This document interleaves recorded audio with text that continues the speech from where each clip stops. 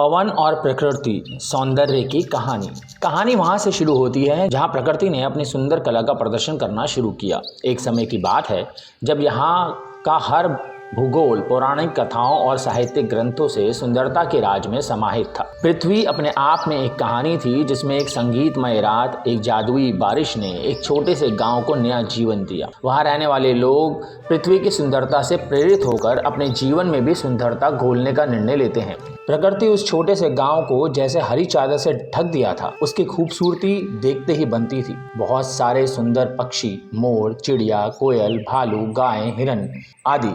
एक छोटे से बच्चे का नाम था पवन, जो इस गांव में रहता था। उसकी माता ने उसे हमेशा सिखाया कि प्रकृति में माँ सभी रूपों में अपनी सुंदरता दिखाती है और हमें उसकी सुरक्षा का कर्तव्य का पालन करना चाहिए। हमें अपने आसपास के वातावरण को स्वच्छ और हरा भरा रखना चाहिए। एक दिन पवन ने गांव के आदर्श उदाहरणों को ध्यान से देखा और उसकी कहानी सुनी।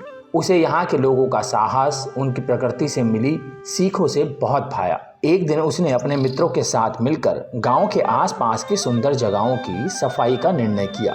वे साथ मिलकर पेड़ पौधों की सुरक्षा के लिए अपने गांव के आसपास एक छोटे से वृक्षारोपण कार्य का आयोजन करते हैं। सभी ने अपने आसपास छोटे छोटे पौधे लगाने शुरू किए। पवन ने देखा कि एक पेड़ बिना पानी के सूख रहा है। उसने तुरंत ही उसकी पेड़ की जड़ में पानी दिया और उस पेड़ को सूखने से बचा लिया। वहां एक पौधे को बचाने के बाद पवन ने एक गांव के बच्चे को भी देखा जो अपने हाथों में एक छोटे से पौधे को साथ लेकर आया था। उस बच्चे ने पवन को बताया कि यह पौधा उसने खुद लगाया है और वह चाहता है कि वह इसका ध्यान रखे। इसके बाद गांव वालों ने इस प्रयास को एक सामूहिक उत्साह और सहयोग का स्तर दिया और इसके परिणाम स्वरूप गांव का वातावरण हुआ और भी सुंदर और प्रफुल्लित। इस कहानी से हमें ये सीखने को मिलता है कि हम सभी को अपने पर्यावरण की देखभाल करनी चाहिए और हमें अपनी पृथ्वी की सुंदरता के प्रति कृतज्ञ रहना चाहिए। एक छोटे से गांव का छोटा सा प्रयास भी बड़े बदलाव को लेकर आ सकता है और हम सभी को इसमें योगदान देना चाहिए।